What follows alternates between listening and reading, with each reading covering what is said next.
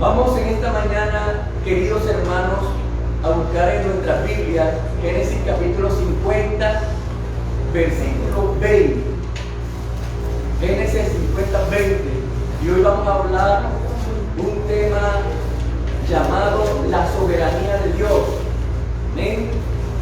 Basado en el libro de Génesis capítulo 50, versículo 20. Amén. El Señor habita en medio de la alabanza de su pueblo. ¿Cuántos tienen ya la palabra?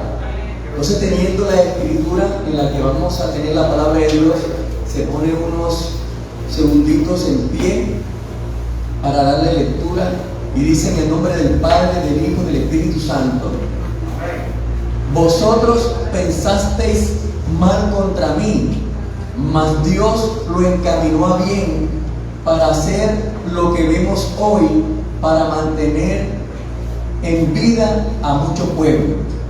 Vamos a orar por esta palabra. Señor, en esta mañana acabo de leer tu palabra. Te pedimos, Dios mío, Señor, para que tú hoy nos hables en esta palabra, que seas rompiendo muchas cadenas, que seas iluminando nuestros lugares oscuros, que seas enderezando nuestros lugares torcidos, que en esta mañana, mientras se predica tu palabra, haya milagros, haya sanidades, haya liberaciones, pero sobre todo se dé el milagro de la salvación. Mira, Señor, todos los que se han reunido aquí en este lugar. Mira, Señor, los que han venido por primera, segunda o tercera vez. Te pido, Dios mío, que tu Espíritu Santo los siga tocando y que siga haciendo la obra en cada uno de ellos, para que así se cumpla lo que dice tu palabra, que tú añadías a tu iglesia lo que han de ser salvos. Que hoy haya salvación en este lugar, en el nombre del Padre, del Hijo y del Espíritu Santo. Amén y amén. Dar un aplauso bien fuerte al Señor en esta mañana, gloria a Dios. Entonces, mis queridos hermanos, hoy vamos a hablar de este tema llamado la soberanía de Dios. La soberanía de Dios representa la capacidad de poner en práctica su santa voluntad o su presencia. El Altísimo Señor del cielo y de la tierra tiene poder ilimitado para hacer lo que haya resuelto. Al ser absolutamente independiente, Dios hace lo que le place. Nadie puede disuadirlo, nadie puede obstruirlo. Cuando hablamos de la soberanía de Dios, estamos también hablando de que Él tiene el control de todas las cosas. Cuando hablamos de la soberanía de Dios, entendemos que nada se sale de sus manos. Él tiene control de todo, tiene control aún de las cosas que nosotros consideramos que son malas. Aún Él tiene control de todas esas cosas. Él es soberano. Amén. Él es Rey de reyes y Señor de señores. Amén. Lo que nosotros, como sus hijos, como criaturas de Dios, tenemos que hacer es aceptar su voluntad, es introducirnos en su propósito, para que así, de esa manera, nosotros podamos vivir según el plan de Dios. Amén. Amén. Gloria a Dios. En esta mañana quiero que abramos nuestras Biblias en Daniel, capítulo 4, y vamos a estar leyendo en los versículos 34 y 35. Nos dice así la palabra de Dios: mas al fin del tiempo, yo, Nabucodonosor, alcé mis ojos al cielo, y mi razón me fue devuelta, y bendije al Altísimo, y alabé y glorifiqué al que vive para siempre, cuyo dominio es sempiterno, y su reino por todas las edades. Todos los habitantes de la tierra son considerados como nada, y Él hace según su voluntad en el ejército del cielo y en los habitantes de la tierra, y no hay quien detenga su mano y le diga: ¿qué haces? Amén.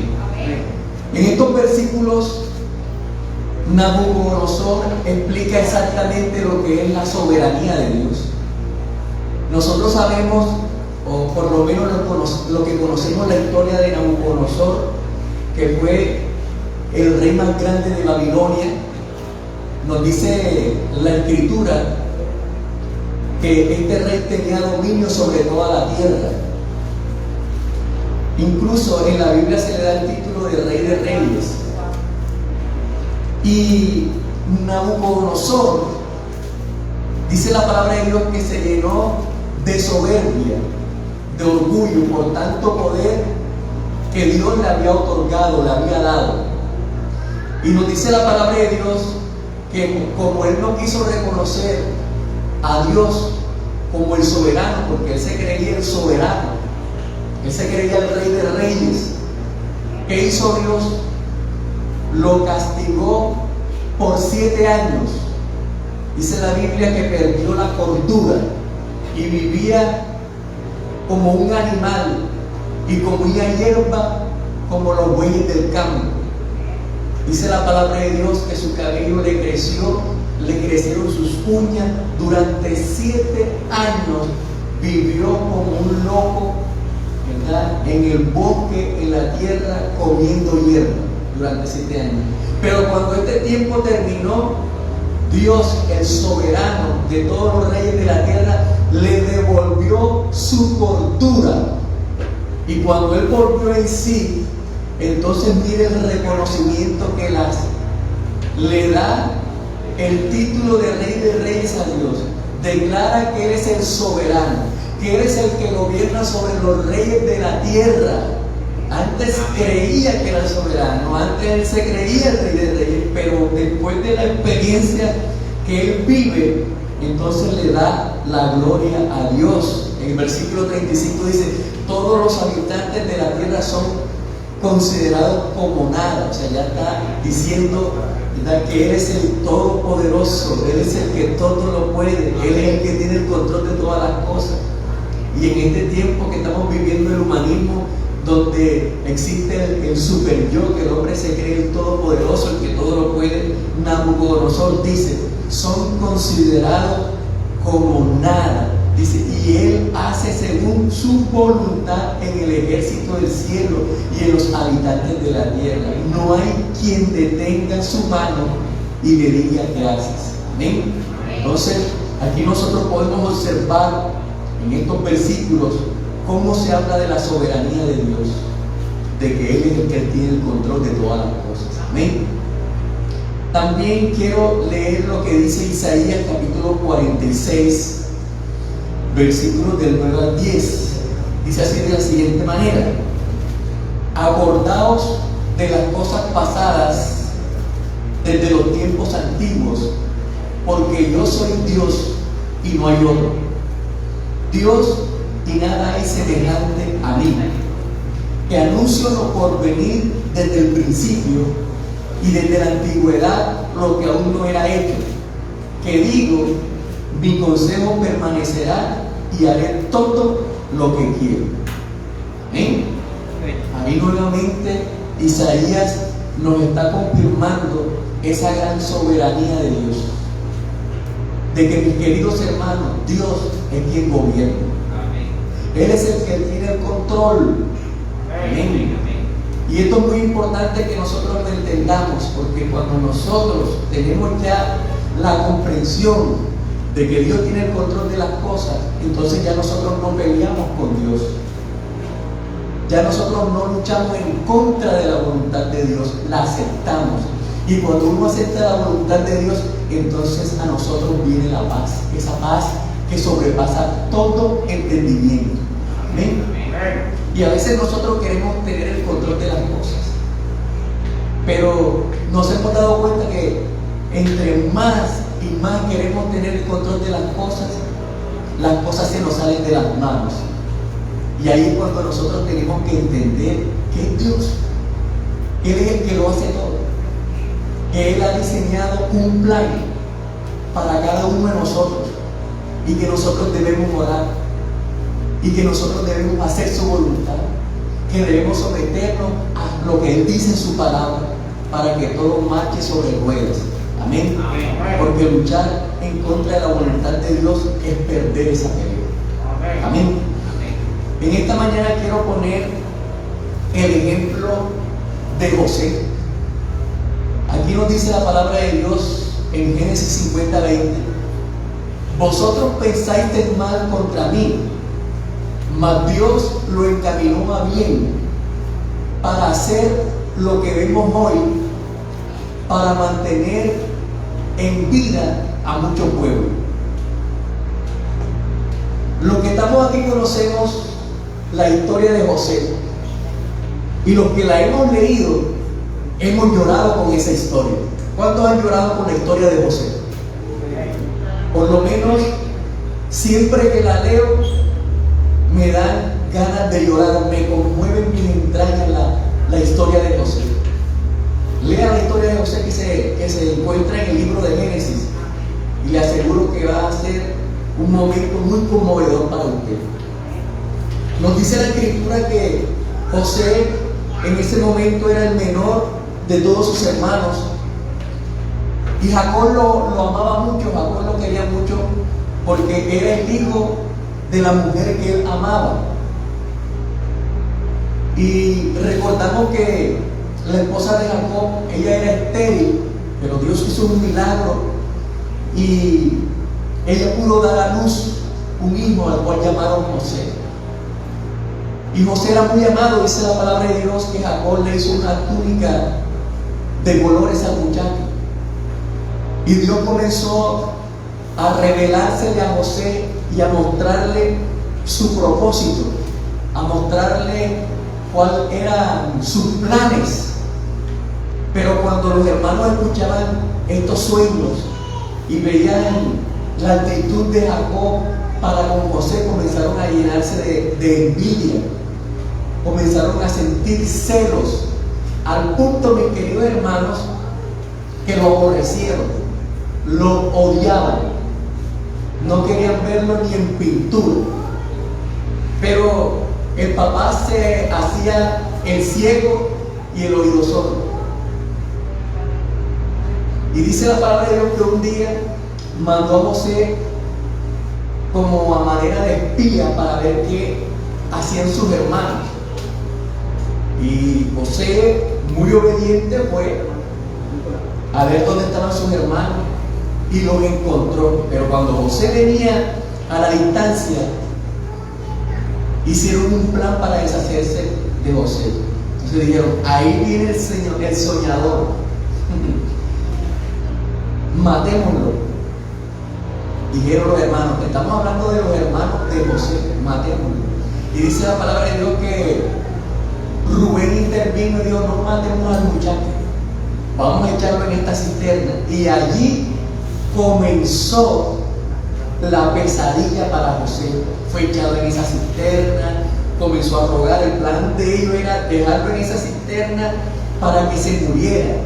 Pero cuando sus hermanos se distrajeron, Rubén lo sacó y lo vendió a una caravana de madianitas que iba pasando. Y allí comienzan los dolores, ahí comienza la pesadilla, comienza el dolor de cabeza para José. Pero José en esos momentos no entendía cuáles eran los propósitos de Dios con él y con todos ellos. Pero en ese momento él estaba sufriendo. En ese momento él se sentía desamparado de Dios. No entendía, como de pronto alguno en esta mañana se sentirá. De pronto sentirá que Dios lo ha olvidado, de que Dios no te tiene en cuenta.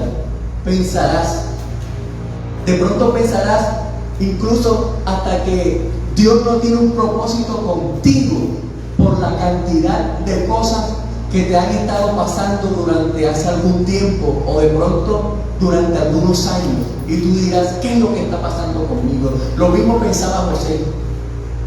Había sido separado de sus padres, del amor y el cariño de su papá y de su mamá. Lo vendieron, y en ese tiempo dice la palabra de Dios que lo compraron como un esclavo en Egipto. Dice la palabra de Dios que un hombre llamado Potifar, que era un oficial del faraón, lo compró como un esclavo. Así que él comenzó a vivir la vida de esclavo después de tener una buena vida con sus padres, de ser el niño mimado de la casa, con educación, con privilegios. Ahora comienza a tener también una vida como esclavo. Y Dios sabe cómo hacer todo, porque Él tenía que hacer pasar también a José por todo eso. ¿Para qué? Para fortalecer su carácter. Amén. Amén. Estaba forjando el carácter de José. Tenía que ser un carácter firme, un carácter fuerte, un carácter de hierro para todo lo que se venía. No podía ser un hombre endeble, no podía ser un hombre frágil, porque tú sabes, cuando nosotros tenemos una vida dura, una vida difícil, eso nos hace ser ¿qué? Fuertes. Eso nos hace echar hacia adelante. Eso no nos hace amedrentar. Lo que no pasa con una persona que ha tenido una vida de lujos. Cuando vienen los momentos difíciles, ¿qué hacen esas personas? Se suicidan. Como muchas personas que perdieron sus posesiones, sus riquezas ahora en la pandemia, no pudieron recuperarse. ¿Qué hicieron? Se suicidaron. Entonces Dios tenía que hacer pasar a José por todo este proceso tan duro y tan difícil para los planes futuros que Dios tenía con él. Amén. Entonces en ese momento él no está entendiendo. Estando ya en la casa de Potifar, como la gracia y el favor de Dios estaban sobre José, fue puesto en gracia y en alta estima. Y dice la palabra de Dios que Potifar lo puso como señor de su casa. Dice la palabra de Dios que este hombre no se preocupaba por nada, porque José gobernaba bien todos sus asuntos. Y todo estaba marchando bien hasta que la esposa de Potifar puso sus ojos en José.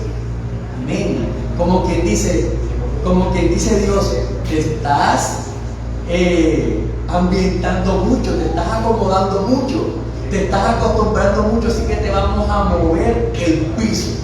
Y dice la palabra de Dios que otra vez vinieron las pesadillas sobre José. Entonces esa mujer se enamoró de él la rechazó, la mujer se ofendió porque él la había rechazado. Entonces comenzó a decir que él había intentado abusarla, violarla, y lo metieron en la cárcel. Aproximadamente unos 2 o más años estuvo José en la cárcel. Entonces mire por todo lo que está pasando José, mire todo lo que está viviendo José, momentos difíciles, duros, en la cárcel por un delito que él no había cometido. ¿Y cuántos también están en la cárcel? ¿Verdad? Están en la cárcel por un delito que no cometieron. Y de pronto en la cárcel piensan, de pronto en la cárcel dicen: Dios me abandonó, Dios mío, me has desamparado. Pero no entienden que Dios tiene un propósito, que era necesario que pasaras por ahí, que era necesario que tú vivieras lo que estás viviendo, porque Dios tiene un plan, porque Dios tiene un propósito, porque Dios te ama, porque todo lo que Dios hace es para nuestro bien. Y nos dice la Escritura que ahí estuvo en la cárcel hasta que un día se cumplió el tiempo de Dios para que los planes de Él se cumplieran en José, no solamente en Él. Y nos dice la Escritura que el panadero y el copero del rey, del faraón, que estaban en la prisión, tuvieron un sueño y él se lo interpretó. A uno le dijo que nuevamente iba a volver a su cargo, que fue el copero, y al otro dijo que lo iban a decapitar. Y así como José interpretó los sueños, así pasó. Dice que a los 3 días el copero fue restituido a su cargo y el panadero fue decapitado. Entonces José le dice, miren, escuchen esto, José le dice al copero: cuando estés con el faraón, acuérdate de mí y háblale de mí al faraón. En esos momentos José pensaba, esta es mi oportunidad, porque cuando uno está en el proceso, uno busca las maneras de salirse del proceso. Pero no es cuando nosotros decimos, sino cuando Dios, aleluya, ha establecido el tiempo, la hora, el día, el año. Amén, gloria a Dios. Aunque José intentó sacudirse, aunque José intentó salir, no pudo, porque no es cuando él dice, sino cuando Dios lo estableció. Él es el soberano, Él es el que gobierna, Él es el que ha diseñado todo esto. Así que dice la palabra de Dios que el copero se olvidó de José. Y José siguió ¿dónde? En la cárcel. Como quien dice, no ha terminado tu propósito, ahí sí. Pero un día Faraón tuvo un sueño. Y dice la palabra de Dios que no hubo nadie que lo pudiera interpretar. Entonces el copero, que estaba muy cerca del faraón, le dijo: yo conozco a un hombre que cuando estaba en la cárcel me interpretó, y así como me interpretó se cumplió. Bueno, busquen a ese hombre. Aleluya. Entonces de esa manera obra Dios, lo buscaron, le cortaron el cabello, lo afeitaron, lo bañaron, lo vistieron, lo perfumaron para que pudiera estar delante de Faraón. Alabado sea el Señor. Y dice Faraón: me han contado que hoy hay sueños para interpretar. Y dice él: no está en mí el interpretarlo, sino en Dios, dando siempre la gloria a Dios. Porque los momentos difíciles nos enseñan a ser humildes, a entender que no somos nosotros, sino que es Dios el que hace todas las cosas. Él inmediatamente dijo: no está en mí, está en Dios. Y esa es la misma actitud que debemos tener cada uno de nosotros. Gracias a Dios, hermano, cuando nos adulan, cuando nos lisonjean, cuando nos dicen palabras de alabanza, ¿qué es lo que uno tiene que hacer? Darle la gloria a Dios. Es Dios, hermano. Gracias a Dios. La gloria es para Dios. Debemos acostumbrarnos siempre a darle la gloria a Dios y a no robarle la gloria, porque la gloria es de Dios. Amén. ¿Cuántos creen que es así? Amén. Así que José le dio la gloria a Dios. No está en mí, está en Dios el poder interpretar. Y le contaron el sueño, el famoso sueño de las vacas gordas y las vacas flacas. José viene, interpreta el sueño y le dice: son 7 años de abundancia y 7 años de escasez. Y lo que usted tiene que hacer, Faraón, es buscarse un hombre que le pueda administrar los 7 años de abundancia, para que cuando vengan los 7 años de escasez, la tierra no sufra. Y dice Faraón: ¿y en dónde encontraremos un hombre con todas estas facultades? Tú mismo eres ese hombre. Amén. Y en ese momento se cumple el propósito de Dios en José, porque la palabra de Dios nos dice que Faraón lo pone como el gobernador de todo Egipto. Amén. Y dice la palabra de Dios: solamente yo seré mayor que tú, pero tú serás quien gobierne todas estas cosas. Aleluya. Entonces ahí comienza Dios a engranar toda esta cantidad de situaciones que se vienen. Él comienza a administrar bien, cumple las expectativas de Faraón. No me equivoqué, realmente tú eres el hombre que necesitamos. Lo está haciendo maravillosamente. Todo lo que José toca con sus manos prospera. Y entonces vienen los 7 años de escasez, toda la tierra comienza a sufrir, y entonces comienzan todos a llegar a Egipto, y ahí es donde llegan sus hermanos. Y usted conoce la bonita historia de la reconciliación. Y entonces cuando todo pasa, cuando ya todo se cumple, que Dios preserva la vida de su pueblo de Israel en Egipto, entonces José dice estas palabras: vosotros pensasteis mal contra mí, diciéndole a sus hermanos, mas Dios lo encaminó a bien. Oiga bien, Dios lo encaminó a bien para hacer lo que vemos hoy, para mantener en vida a mucho pueblo. Tú no entiendes lo que te está pasando. Tú dices: ¿por qué estoy atravesando, pastor? ¿Por qué estoy atravesando por esto? De pronto dices: Dios mío, ¿Qué es lo que está pasando con mi vida? ¿Por qué estoy atravesando por toda esta situación tan dura, tan difícil, de escasez? Todo está apretado, solamente estoy sobreviviendo. Escucha, tienes que entender que son los propósitos eternos de Dios, los propósitos soberanos de Dios. Dice, más Dios lo encaminó a bien, Dios lo está encaminando a bien. Dios tiene un plan para hacer lo que vemos hoy. Tú ahora no lo entiendes, pero cuando comience a cumplirse el propósito de Dios en tu vida, podrás decir como José, para hacer lo que vemos hoy, para mantener en vida a mucho pueblo. Dios tiene un propósito contigo. Amén. Dios tiene un plan contigo. Amén. Tú no lo entiendes, pero Dios sabe lo que está haciendo. De pronto considera que Dios se olvidó de ti. De pronto hasta considera que Dios es malo, pero no, Dios no es malo, Dios es bueno. Su voluntad es buena, agradable y perfecta. A los que amamos a Dios, todas las cosas nos ayudan a bien. Dios tiene un plan, Dios tiene un propósito, con tu esposa, con tus hijos, con tu ministerio. Dios tiene un plan contigo, aunque sea dura la prueba, aunque sea duro lo que estás pasando, estoy convencido de que Dios tiene el control de todo. Y que todo te opera para bien. Dios no es un Dios malo que simplemente te va a castigar. No, todo lo que Él hace es con un propósito. ¿Bien? También quiero poner como ejemplo a Job. Y vamos a ver también algo muy importante con la vida de este hombre. Todos conocemos la historia de Job, ¿cierto? Este hombre tan sufrido, este hombre que pasó una de las pruebas más grandes, donde dice la palabra de Dios que en un mismo día perdió a sus hijos y perdió todas sus riquezas. Dice la palabra de Dios que también vino una enfermedad sobre su cuerpo, una sarna maligna, una prueba muy grande. Pero vamos a ver algo interesante.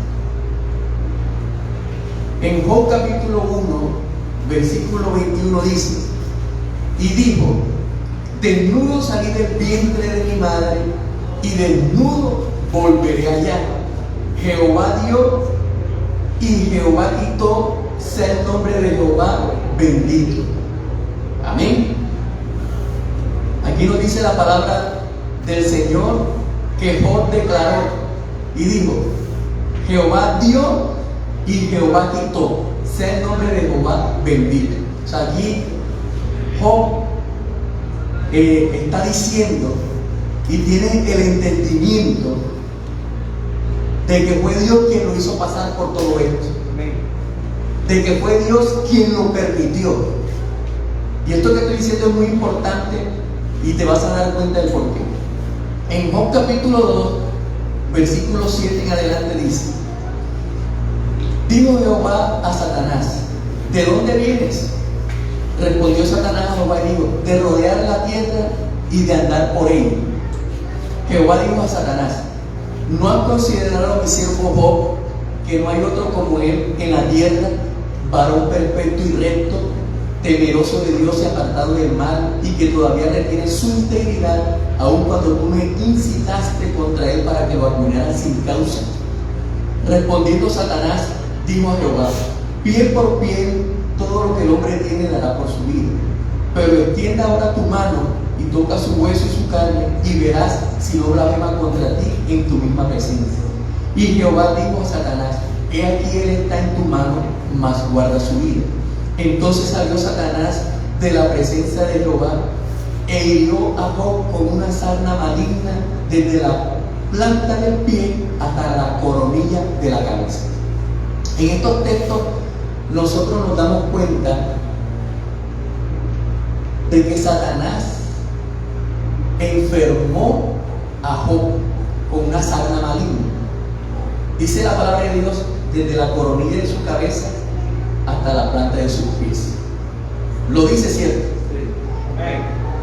Pero fíjense, más allá de lo que le fue permitido a Satanás hacer, quien estaba detrás de todo este maravilloso plan es el Señor. De manera que la alabanza y la gloria es para Dios. Porque nosotros a veces por falta de conocimiento, sin darnos cuenta, de pronto por falta de conocimiento, le damos la gloria al diablo y comenzamos a alabar al diablo, diciendo: el diablo hace, el diablo hizo, pero el diablo, y el diablo, y el diablo, y el diablo. Y sin darnos cuenta le estamos dando la gloria y la alabanza es al diablo. Pero más allá de lo que él hace está Dios. Porque fíjate cómo Job le da la gloria al Señor. Jehová dio, Jehová quitó, sea el nombre de Jehová bendito. Y en el pasado usted ve que es el diablo quien va por su familia, le quita la riqueza. Pero ¿qué dice Job? No dice el diablo dio, el diablo quitó. No lo dice. Dice: Jehová dio, Jehová quitó, sea el nombre de Jehová bendito, porque Él es el que gobierna sobre los hijos de los hombres. Él es el que gobierna la tierra. Él es el soberano de los reyes. Él es el que gobierna todas las cosas, mis queridos hermanos. Dios es quien tiene el control de todo. Amén. Alabado sea el Señor. Por eso, por ahí está la canción esa que se canta mucho, que es arrebato. Dice: arrebato, arrebato. Por eso teológicamente nosotros no estamos de acuerdo con esa declaración que se dice en esa canción. O sea, lo que el diablo me robó, lo que me arrebato. Porque nosotros entendemos, aleluya, que a quien tenemos que pedirle es a Dios. Amén. Amén. A Él es quien tenemos que orar, a Él es quien tenemos que pedir: Señor, levántame, Señor, restáurame. ¿Cuántos dicen gloria a Dios? Dale un aplauso fuerte al Señor. Es a Dios. Es a Dios. Y de esa manera hay que entenderlo. Amén. Yo no quiero nada del diablo.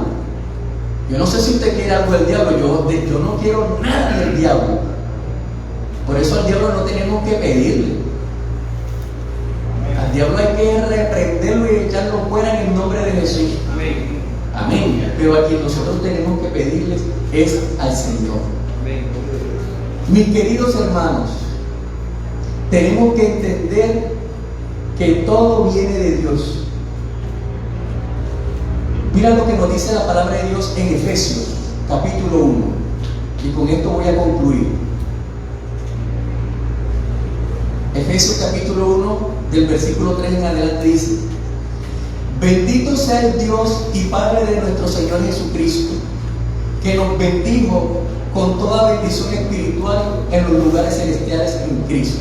¿Cuántos están bendecidos? Amén. Aquí la palabra de Dios nos dice, y yo creo lo que me dice la palabra de Dios, dice que nos bendijo.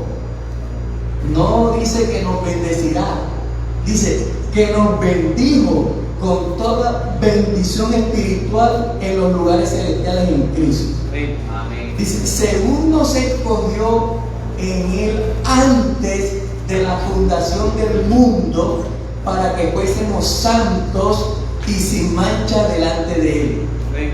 Ya nosotros habíamos sido escogidos. No fue algo que surgió de pronto. No fue algo que se le ocurrió y que fue un accidente y las cosas se dieron. No, ya esto es un plan que está bien diseñado por Dios.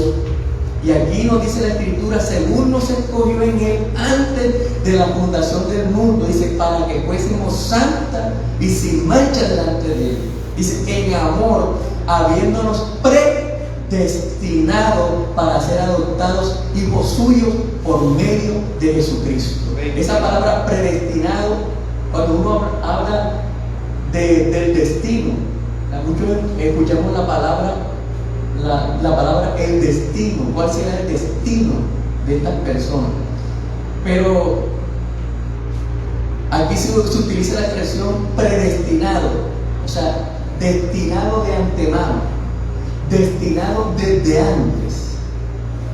Dice: habiéndonos predestinado para ser adoptados hijos suyos por medio de Jesucristo, según el puro afecto de su voluntad.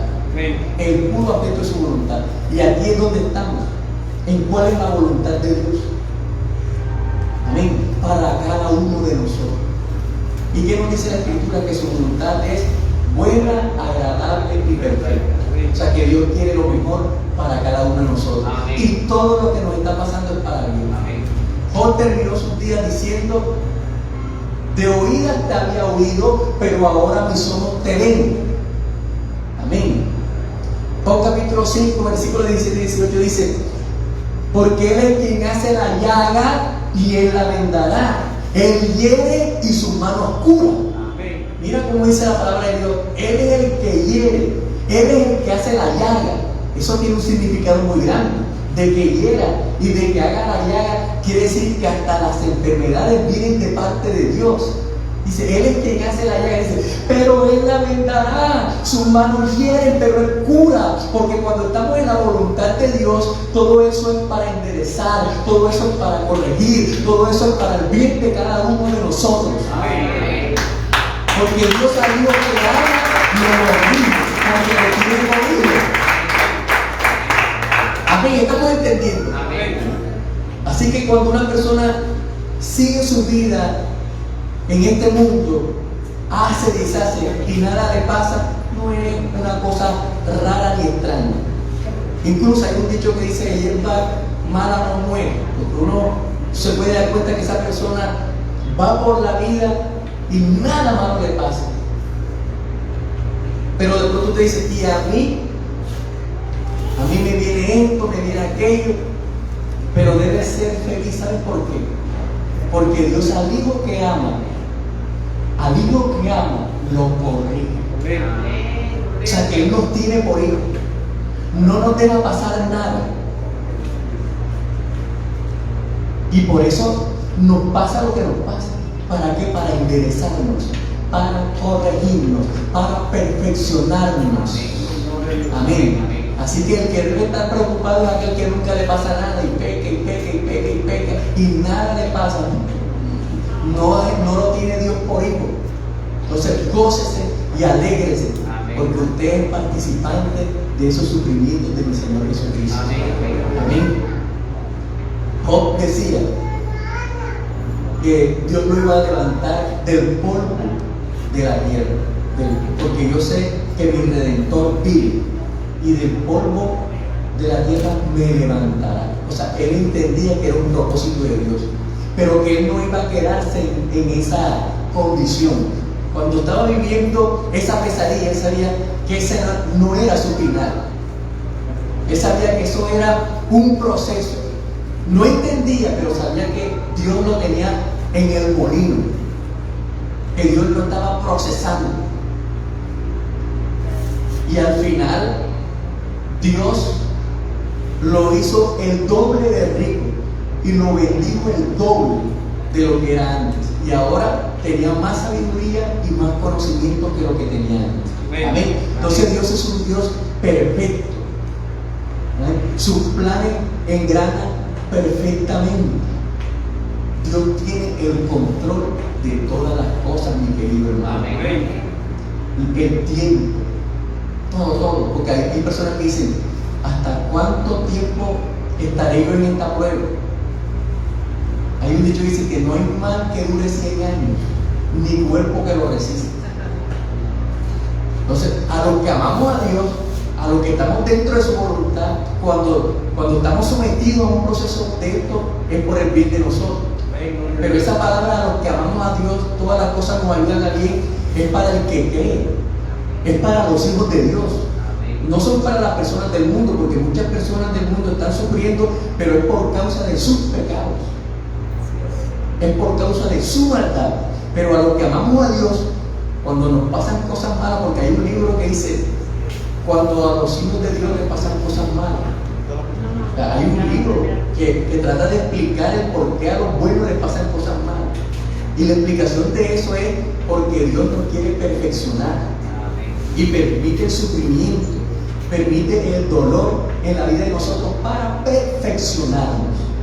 Amén. Entonces hay que entenderlo así, de esa manera. Dios es bueno. Dice la palabra de Dios que Él nos ama con amor eterno, pero que no quiere que ninguno de nosotros nos perdamos, sino que procedamos al arrepentimiento. Amén. Entonces vamos a ponernos en pie, vamos a darle gracias a Dios por esta palabra. Y dígale gracias, Señor. Ahora sí comienza a decirle gracias, Señor, porque hay gente que escucha y dice: el pastor siempre dice que hay que darle gracias a Dios por todos los problemas, pero yo todavía no logro entender por qué tengo que darle gracias a Dios por el problema, por esta enfermedad, por esto que me pasa. Yo doy gracias a Dios, pero todavía no entiendo. Pero dígale al Señor: Señor, ayúdame a entender, porque yo tengo que darte las gracias por todo esto que me está pasando. Y con esta palabra de hoy es una respuesta para esa pregunta, porque Dios te ama, porque te quiere perfeccionar para su obra. ¿Amén? Señor, en esta mañana oro y te pido, Dios mío, por tu iglesia. Señor Padre Santo, tú has traído esta palabra hoy para que entendamos que tú eres Dios, que tú reinas, que tú eres soberano, que tú gobiernas sobre los hijos de los hombres, que tienes el control de todas las cosas. Por tanto te doy las gracias, porque yo sé que todo lo que estoy viviendo es para mi bien. Te doy las gracias por esta enfermedad, te doy las gracias por estos momentos difíciles, te doy las gracias por toda esta situación que vivo, aún te doy gracias por la escasez, te doy las gracias por el dolor, te doy las gracias por el sufrimiento, te doy las gracias por los momentos difíciles. Gracias, Dios mío, porque yo sé, Dios mío, que con esto tú estás expresando que me amas. Yo sé que con todo esto tú estás expresando tu amor para conmigo, porque no quieres que yo me pierda, porque no quieres que yo siga desviado, sino que quieres corregir mi camino, sino que quieres enderezarme, Señor. Ayúdame a entender lo soberano de todos los reyes de la tierra. Ayúdame a entender lo justo de toda la tierra. Ayúdame a entenderlo. Y aceptar tu voluntad, que es buena y agradable. Aceptar tu voluntad, Dios mío, porque tú me amas con amor eterno. Señor, yo sé que soy tu especial tesoro. Señor, yo sé que tú has hecho de mí un pueblo especial, un pueblo único, un pueblo diferente.